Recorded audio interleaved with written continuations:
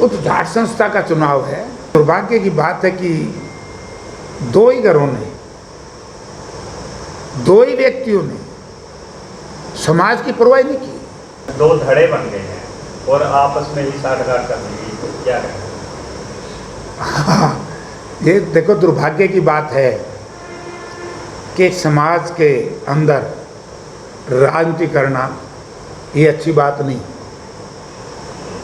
और मैंने तो जब मेरे पास कुछ लोग आए थे समाज के, उस वक्त कह दिया था कि सर्वसम्मति होती है तो बेटर है, अच्छी तरीके से अच्छा प्रधान चुनो। और सारी बातें प्रेस में बताने की नहीं है, लोगों को पता है। मैंने उन सबको बता दिया था। लेकिन दुर्भाग्य की बात है कि दो ही घरों ने, दो ही व्यक्तियों ने समाज की परवाह नहीं की। समाज का जो फैसला था गलत लोगों के खिलाफ, वो क्या था? मैंने जो सुना है, मैं कभी पंचायत में नहीं गया, कि जो कैंडिडेट है ना, उन दो साथियों का नाम राजकुमार नाम है शायद उसका, तो राजकुमार के लोगों ने, गांव के लोगों ने, क्या है मामला, मतलब नेट सेल में ये है कि उस ज़मीन के ऊपर किसने कब्जा किया, ये तो मुझे मालूम नहीं, हमारे समाज को पता है। क्योंकि मैं छोटे चुनाव में कभी इंटरेस्ट लेता नहीं, और समाज का चुनाव में तो जमा नहीं लेता।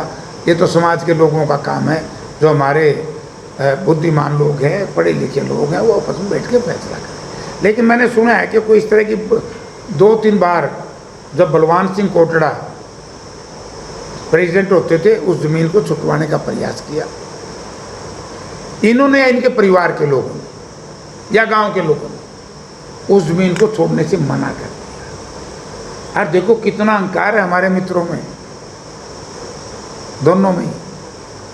उसके बाद भी उसी व्यक्ति को कैंडिडेट बना दिया जो जाट संस्था की ज़मीन पे कब्जा करे बैठे जो लोग, उन्हीं में से वो कैंडिडेट बना दिया। और देखो दूसरी तरफ राममेर ग्रुप, राममेर के साथी, उन्होंने 4 दिन पहले भी मुझसे कहा कि जयप्रकाश जी आप उनसे बात कर लो, अगर वो इस कैंडिडेट को विड्रॉ कर लेते हैं,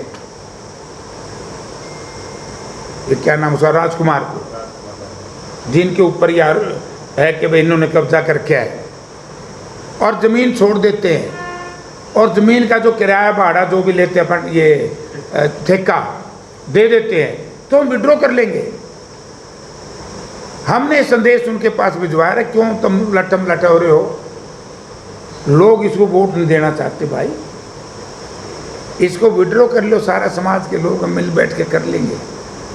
अभी तक तो कोई जवाब आया नहीं।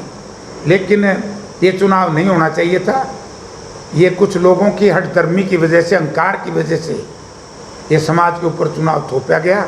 इसीलिए इस इलाके का समाज आज संगठित होकर के उनके विरोध करने लगा हुआ है कि इनका गलत फैसला।